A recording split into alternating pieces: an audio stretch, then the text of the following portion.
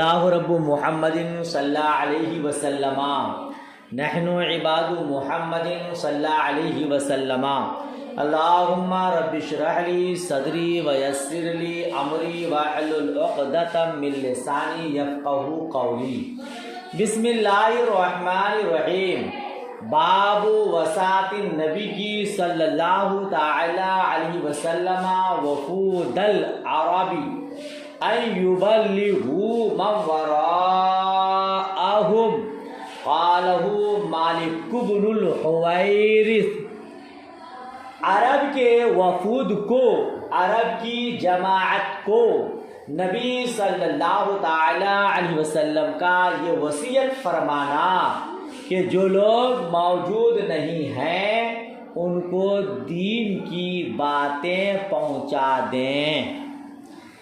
جو حدیث آپ پڑھنے والے ہیں مشکات شریف میں بھی پڑھے ہیں، بخاری شریف جلد اول میں بھی پڑھے ہیں، مسلم شریف میں بھی آپ وضاحت کے ساتھ پڑھے ہیں، لہذا یہاں زیادہ وضاحت نہیں کروں گا۔ پڑھیں گے تو آپ خود سمجھ جائیں گے ہاں یہ حدیث تو ہم لوگ بار بار پڑھ چکے ہیں۔ دیکھیے، حدثنا علی بن الجعد قال حدثنا شعبۃ عن ابی جمرۃ، نہیں تحویل سند وحدثنی اسحاق اخبرنا النضر اخبرنا شعبۃ عن ابی جمرۃ، وہی حضرت شعبہ ہی سے وہ روایت کرتے ابو جمرہ سے، قال کانا ابن عباس یقعدنی علی سریری، وہ فرماتے ہیں کہ حضرت ابن عباس رضی اللہ تعالی عنہما مجھے اپنی تخت پر بیٹھاتے تھے، مجھ کو اپنی تخت پر بیٹھاتے تھے۔ فقال لی انا وفد عبد القیس لما اتوا رسول اللہ صلی اللہ تعالی وسلم قال من الوفد قالوا ربیعۃ قال مرحبا بالوفد او ابی القوم غیر خزایا ولا ندامہ۔ کہتے ہیں انہوں نے مجھ سے بیان کیا کہ جب عبد القیس کا وفد رسول اللہ صلی اللہ تعالی علیہ وسلم کے پاس آیا تو آپ صلی اللہ تعالی علیہ وسلم نے پوچھا یہ وفد کون ہے؟ انہوں نے کہا ربیعہ۔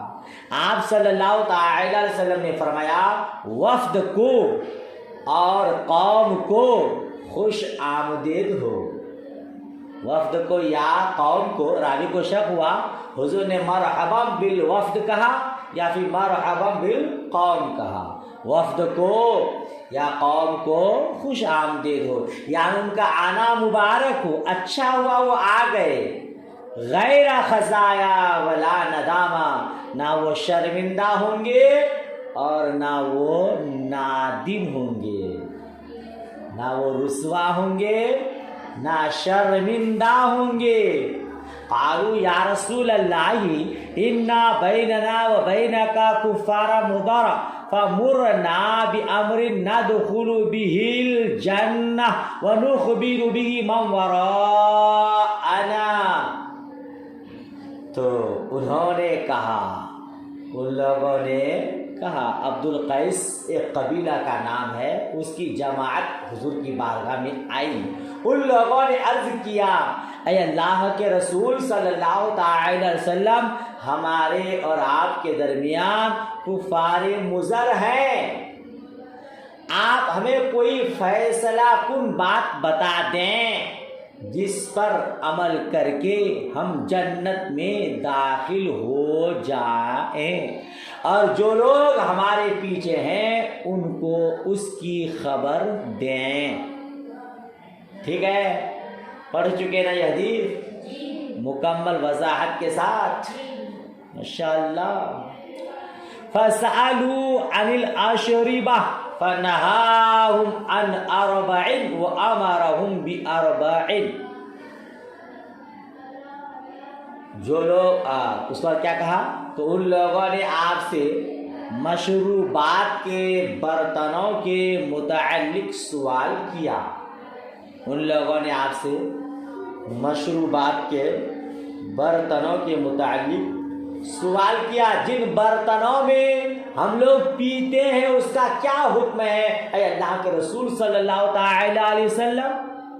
تو مصطفیٰ کریم صلی اللہ تعالی علیہ وسلم نے ان کو 4 چیزوں سے منع کیا اور 4 چیزوں کا حکم دیا۔ امرهم بالایمان باللہ، قال هل تدرون ما الایمان باللہ؟ قالوا اللہ ورسولہ اعلم۔ تو 4 چیزوں کا حکم دیا، تو ان کو اللہ پر ایمان لانے کا حکم دیا۔ پھر آپ نے فرمایا کیا تم جانتے ہو کہ اللہ پر ایمان لانے کا کیا معنی ہے؟ ان لوگوں نے عرض کیا اللہ اور اس کا رسول زیادہ جاننے والا ہے، اللہ اور اس کے رسول زیادہ۔ قال شہادت ان لا الہ الا اللہ وحدہ لا شریک لہ وان محمد رسول اللہ واقام الصلاۃ وایتاء الزکاۃ واظن فی صیام رمضان وتؤتوا من المغانم الخمس۔ تو 4 چیزوں کا حکم دیا۔ ان لوگوں سے پوچھا کہ کیا تم جانتے ہو اللہ پر ایمان لانے کا کیا مطلب ہے؟ ان لوگوں نے کہا اللہ اور اس کے رسول زیادہ جاننے والا ہے۔ آپ نے فرمایا اس بات کی گواہی دینا کہ اللہ تعالیٰ کے سوا کوئی عبادت کا مستحق نہیں ہے، اس کا کوئی شریک نہیں ہے، اور یہ کہ محمد اللہ کے رسول ہیں، اور نماز پڑھنا اور زکوٰۃ ادا کرنا۔ راوی حدیث فرماتے ہیں اور میرا گمان ہے کہ اس میں فرمایا رمضان کے روزے رکھنا اور مال غنیمت میں سے 5واں حصہ ادا کرنا، ٹھیک ہے۔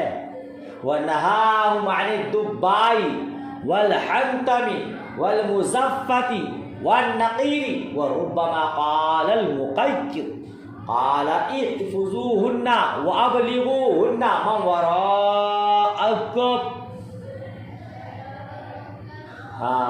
اور ان کو ونہاہم عن الدباء، اور ان لوگوں کو کھوکھلے برتنوں میں پینے سے منع فرمایا، کدو کے برتنوں سے منع فرمایا۔ دبا کا معنی آپ جانتی ہیں، کدو کو کھوکھلا کر کے اسی میں وہ لوگ شراب بناتے اور اسی سے شراب پیتے، حضور نے ان برتنوں سے منع فرمایا، اور سبز برتن سے منع فرمایا، اور جس برتن پر تارکول ملا ہوا ہو، نقیل کا معنی نہیں مزفت کا معنی ہے، وہ دبا کا معنی کدو کا کھوکھلا کیا ہوا برتن، اور ہنتم کا معنی سبز برتن، مزفت کا معنی تارکول ملا ہوا ہے نا برتن، والنقیر کھوکھلی لکڑی کے بنے ہوئے برتن، اور بسا اوقات فرمایا المقیر یعنی روغن قار ملے ہوئے برتن سے۔ قال احفظوهن، آپ نے فرمایا ان کو یاد رکھو، اور تمہارے پیچھے جو لوگ ہیں ان کو یہ حکم پہنچا دو۔ یہ حدیث آپ نے متعدد مقامات پر متعدد مرتبہ پڑھا ہے۔ اس میں لکھا تھا کہ حضرت ابن عباس ان کو سریر میں بیٹھاتے تھے، تخت پر بیٹھاتے تھے۔ اس سے معلوم ہوا جو شخص صاحب قدر و منزلت ہو اس کی تعظیم اور توقیر کرنی چاہیے، اس کو اپنی مجلس میں بٹھانا چاہیے۔ حضرت ابن عباس رضی اللہ تعالی عنہ تخت کے درمیان بیٹھتے تھے اور ابو جمرہ تخت کے ایک کنارے پر بیٹھتے تھے۔ جو لوگوں کے سامنے ہوتا تھا، ایک قول یہ کہ ابو جمرہ فارسی زبان جانتے تھے، تو جب کوئی شخص فارسی زبان میں سوال کرتا تو اس کا ترجمہ عربی میں کر کے وہ حضرت ابن عباس رضی اللہ تعالی عنہ کو بتاتے، اسی لیے آپ ان کو تخت پر بیٹھاتے تھے۔ سمجھ شریف میں بات آئی۔ اسی حدیث میں ایک ہے کہ حضرت ابن عباس رضی اللہ تعالیٰ عنہ نے ابو جمرہ سے کہا تھا تم میرے پاس چند دن ٹھہرو یہاں تک کہ میں تمہارے لیے اپنے مال میں سے کچھ حصہ دوں۔ تو میں ان کے پاس 2 مہینے ٹھہرا۔ یہاں یہ جملہ نہیں ہے مگر دوسری حدیث میں یہ روایت میں ہے، جس سے معلوم ہوا کہ اجرت لینا دین کی خدمات پر جائز ہے۔ دین کی خدمات پر اجرت لینا جائز ہے۔ عبد القیس کی جماعت آئی۔ عبد القیس کے متعدد قبائل تھے جو رسول پاک صلی اللہ تعالی علیہ وسلم کے پاس ہجرت کر کے آئے، اور یہ 14 سوار تھے۔ ان کے رئیس الاشعری تھے، ان کا نام المنذر بن عائز تھا، اور الکلبی نے کہا ہے کہ المنذر بن حارث بن زیاد تھا۔ بہرحال یہ لوگ آئے۔ الاشجعی جو ہے رئیس تھے، جماعت کے سرغنا تھے۔ انہوں نے حضور صلی اللہ تعالی علیہ وسلم سے سوال کیا تھا۔ حضور صلی اللہ تعالی علیہ وسلم نے ان لوگوں کو 4 چیزوں کا حکم دیا تھا اور 4 چیزوں سے منع فرمایا تھا۔ جب وہ لوگ آئے تو حضور نے ان لوگوں کو مرحبا کا، خوش آمدید، بہت اچھا ہوا آ گئے، نہ تمہارے لیے رسوائی ہے نہ شرمندگی ہے۔ اگر نہیں آتے میرے سپہ سالار لوگ جاتے، میرے لشکر لوگ جاتے، اور پھر تم لوگ مجبور ہو کر آتے تو اس وقت شرمندگی ہوتی، رسوائی ہوتی۔ اچھا ہوا تم لوگ پہلی آ گئے، ہے نا۔ شہر حرام 4 مہینے آپ جانتی ہیں۔ ان لوگوں نے کہا تھا کہ حضور ہم آپ کے پاس شہر حرام کے علاوہ دوسرے مہینوں میں نہیں آ سکتے۔ شہر حرام کتنے مہینے ہیں؟ 4 ہیں۔ کیا کیا؟ ذی القعدہ، ذی الحجہ، محرم الحرام، رجب المرجب۔ کہ ان 4 مہینوں کی عزت حرمت کفار بھی کرتے تھے، ہتھیار ڈال دیتے تھے، کہیں جانے آنے میں کسی کو دشواری نہیں ہوتی تھی۔ ان کے علاوہ دیگر مہینوں میں آنے جانے میں جان کو خطرہ ہوتا تھا۔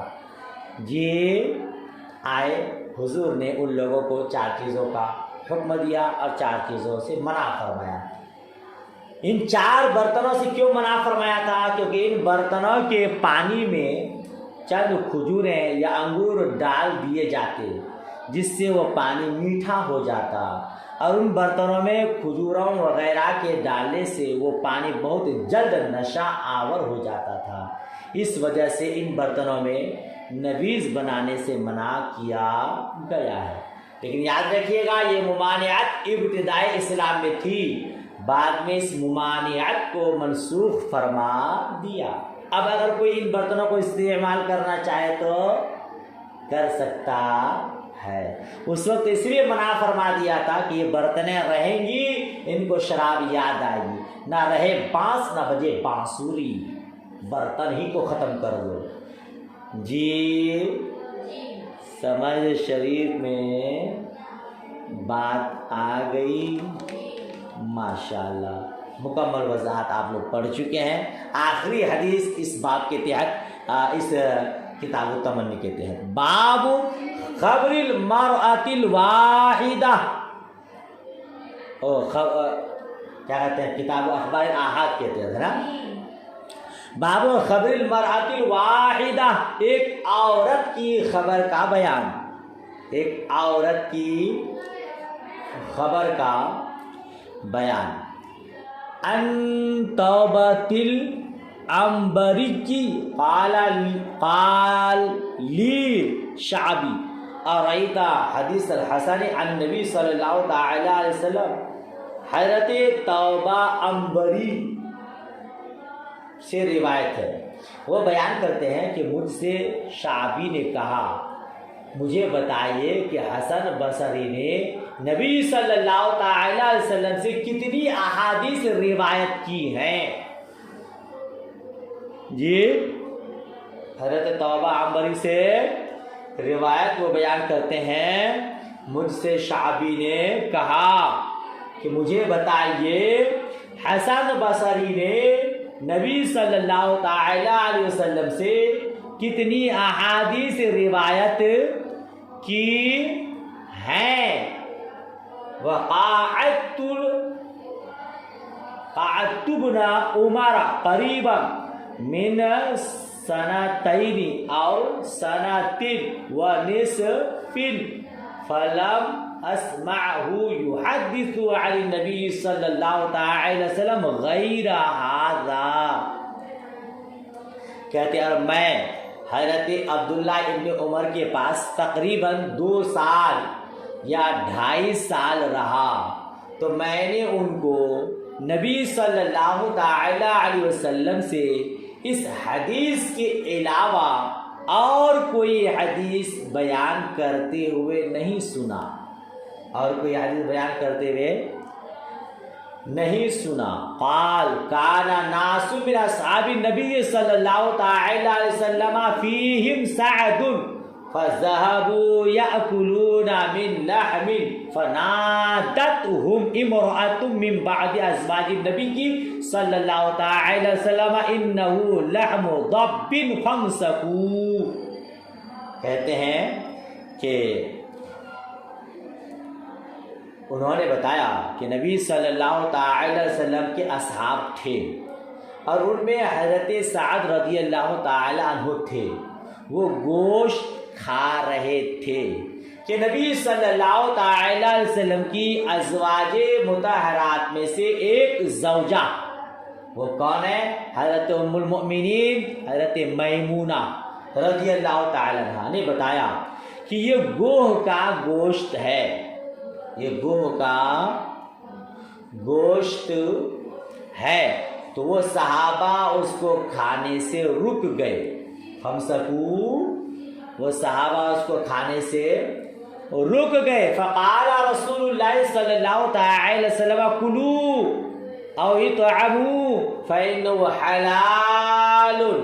تو مصطفیٰ کریم رسول کریم صلی اللہ تعالی علیہ وسلم نے فرمایا کھاؤ، یا فرمایا اس طعام کو کھاؤ کیونکہ یہ حلال ہے. او قال لا بأس به، یا فرمایا اس میں کوئی حرج نہیں ہے. شک کافی، اس میں راوی کو شک ہے. وَلَكِنَّهُ لَيْسَ مِن طَعَامِي، لیکن یہ میرا طعام نہیں ہے. کیا مطلب؟ اس حدیث مبارک کو باب سے کیا مطابقت اور کیا مناسبت ہے؟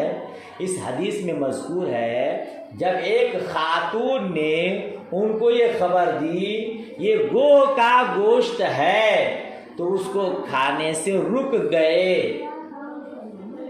محترماؤ، صحابہ کرام گوہ کا گوشت کھا رہے تھے. ازواج مطہرات میں سے ایک زوجہ محترمہ جن کا نام حضرت میمونہ رضی اللہ تعالی عنہ ہیں، وہ آئے اور کہا کہ گوہ کا گوشت یہ گوہ کا گوشت ہے، تو اس کو کھانے سے وہ لوگ رک گئے. کیا معلوم ہوا کہ اس کی خبر پر عمل کیا جاتا ہے. ایک جانور، ایک پرندہ ہے. ہاں، آپ نیٹ میں دیکھ لیجئے گا، گوگل میں گوہ کی تصویر. ہاں صحیح ہے، مل جائے گی. گوگل میں کوئی چیز چھپی نہیں ہے، سب موجود ہے وہاں پہ. میں دکھا دوں؟ چلیے انشاءاللہ ابھی پڑھا دیتا ہوں، دکھا دوں گا بعد میں. تو ہاں کیا ہوا؟ خبر دی کہ یہ گوہ کا گوشت ہے. صحابہ کرام رک گئے تو رسول پاک صلی اللہ تعالی وسلم نے فرمایا تم کھاؤ، تم کھاؤ، یہ طعام حلال ہے. کیا معلوم اس سے یہ پتا چلا کہ اس سے یہ نہیں سمجھے گا کہ خاتون کے کلام کی نفی مراد ہے. خاتون نے کہا، محترمہ نے کہا کہ نہ کھاؤ، ہے نا، اور حضور نے کہا کہ اس کو کھاؤ، تو پھر تضاد ہو گئی. اس میں کوئی تضاد نہیں ہے، بلکہ یہ خبر دینا مقصود ہے کہ گوہ کا گوشت کھایا جاتا ہے. اور زوجہ محترمہ نے جو ان کو منع کیا اس کی وجہ یہ ہے کہ اس کو معلوم تھا نبی صلی اللہ تعالی علیہ وسلم گوہ کا گوشت نہیں کھاتے۔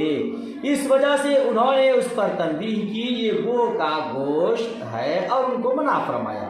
اور ان کو یہ معلوم نہیں تھا کہ نبی پاک صلی اللہ تعالی علیہ وسلم کا گوہ کے گوشت کو نہ کھانا اس وجہ سے تھا کہ آپ اس کو ناپسند کرتے تھے، نہ اس وجہ سے کہ وہ حرام ہے، حرام کی بنا پر نہیں کھانا منع نہیں تھا، بلکہ آپ اس کو ناپسند کرتے تھے، ہے نا، اس لیے آپ اس کو کھاتے نہیں تھے۔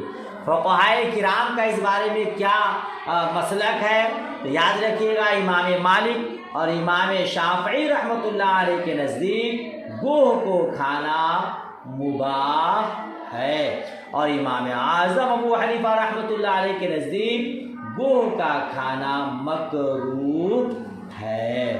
حضور نے فرمایا اس کو کھاؤ، یہ حلال ہے، یا اس کو کھلاؤ کیونکہ یہ حلال ہے، یا فرمایا اس میں کوئی حرج نہیں ہے، لیکن ہاں یہ میرا کھانا نہیں ہے۔ بہرحال کتاب و خبر الاحاد مکمل ہوئی۔ خلاصہ کلام یہ ہوا کہ خبر واحد قابل حجت ہے، کوئی ایک نیک خبر دے تو اس کی خبر پر اعتبار کیا جائے گا۔ چلے مکمل ہوا، دعائیں خیر میں یاد رکھیں۔ اللہ حافظ، خدا حافظ۔